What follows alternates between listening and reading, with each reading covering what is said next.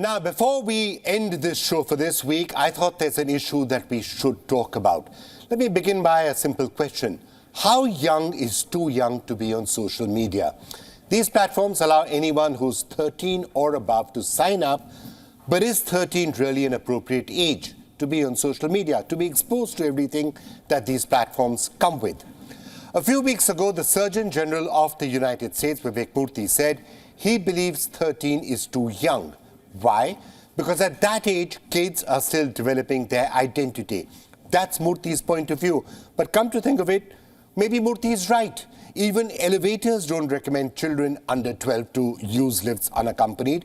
You may have read one of those plaques when using the lift. So if 12 is too young to get into a lift unaccompanied, is it really the right age to be getting onto Facebook or Instagram or Twitter, encountering trolls? You must have read those stories about cyberbullying, about online harassment. Is a 13-year-old old enough to tackle these issues? Is she old enough to realize that she should not try and enact dangerous TikTok trends? The answer, I believe, is perhaps not. But there's a bigger question. What should children do about it? How do you keep teenagers away from social media? Is that even possible? Today, phones are a necessity. The internet is part and parcel of growing up. Classes are online, activities are online, homework submissions are online. So how do you keep your child away from the social media platforms online? I have an expert now joining me on the show who should hopefully be able to answer some of these questions for us. Dr. Pam Spur is a psychologist and she joins us from London. Dr. Spur, welcome to the show. I just wanted to understand your perspective. Do you think it is dangerous to allow kids on social media at less than 13 years? Or what age do you think it is safe? Is it safe to allow them on social media? My take is I absolutely agree with the US Surgeon General, Dr. Vivek Murthy. And that is that parents ought to be very cautious allowing 13, 14, 15-year-olds on social media.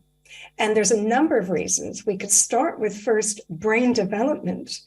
At this age, a child or teenager's brain is really going through major changes. And it's crucial that they lay down positive and healthy pathways.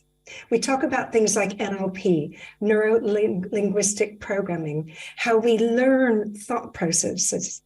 And if children are spending a lot of time on social media, their brain chemistry is being affected. Many studies show that when they get a like on, say, their Instagram or Facebook post, that you immediately get a hit of dopamine, and that is highly addictive. So there we have young teenagers with developing brains whose brain chemistry is actually altered. So this is a critical point that parents must understand. How that very addictive nature, where their young teen will become very compulsive about going on because they will be seeking those dopamine hits every time someone likes their post, every time someone gives them a nice compliment about their picture or something. So that is the starting point for where parents need to think about allowing children on social media or not.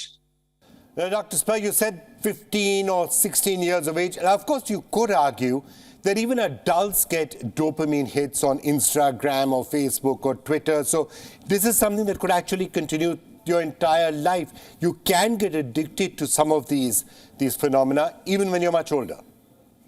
You're absolutely right. Let me just touch upon that comment you've made about adults. We also get that dopamine hit.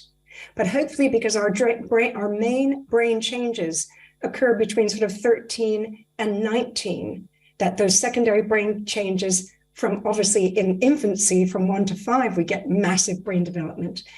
But the adult brain is not so susceptible. Yes, it is susceptible to those dopamine hits, and many people do get addicted. And in fact, a recent study showed that adults on average check their phones, their social media 200 times a day because they're looking for those hits. Think about a teenager. So, and that developing brain. My feeling is that parents should be very cautious about allowing a 13, 14, 15-year-old on social media. And not just because of brain development, because of things like social pressure. A study just out here in the UK about children seeking help for mental health issues found that 78% were seeking help for social anxiety of different types, fears that they don't fit in, fears that they're not good enough, fear that socially they're being judged. Well, on social media, you get judged left, right, and center. So their 13-year-old, their 14-year-old, 15-year-old will being judged on their posts. And children can be very harsh. As we already know, there's general bullying, in the classroom, outside of school, in the park where children might play. But on social media, that adds a whole extra level, an opportunity for a bully to make an impact by laughing at someone's post or pointing out that they don't have very many likes on their post. So, and there's all sorts of ways that this can happen on social media. So it undermines a child who may already be struggling with, do I fit in? And also their brain changing. So there is this huge scope for damage to be done to a young mind. Dr. Sperner, I know people are going to be watching this, parents watching this saying, look, this is all very well, but what do we do about it? How do you prevent somebody who is 15 or 16 or even 13 or 14 from being present on social media? It is everywhere. Mobile phones are everywhere. The internet is everywhere. People have to give homework submissions online. It's tough enough to control internet access or social media access for a 10-year-old. How on earth can you do that for a 14-year-old or a 15-year-old or a 16-year-old?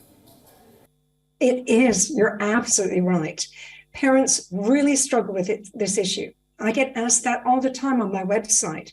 What do I do? What age do I allow my child to have a mobile? What age do I allow my child on social media?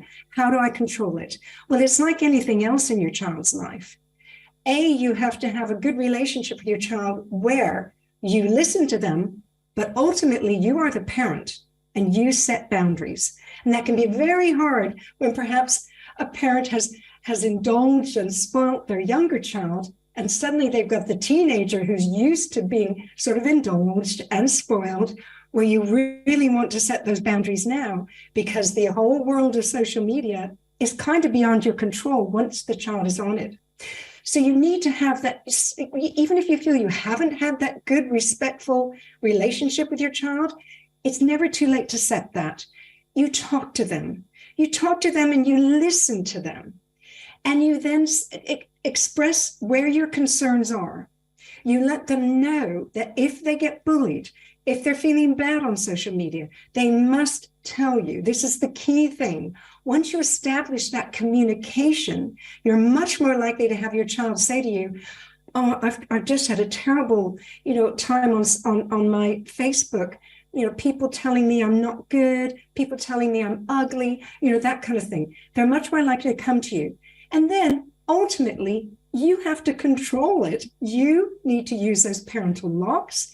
You need to allocate a time when you're around. So maybe after they finish their schoolwork, they're allowed a little bit of time online. And you need to be there. You need to kind of be over their shoulder because we live in a very dangerous age. All right, Dr. Spur, thank you so much for joining us with that perspective. Thank you, Mr. Chandler. Now, I understand many of you may have a different point of view on the story, and we would love to hear those points of view because that's the reason for starting this much needed and extremely relevant conversation, which we will come back to again and again. This is a story that hits too close to home, and we need to discuss it. WION is now available in your country. Download the app now and get all the news on the move.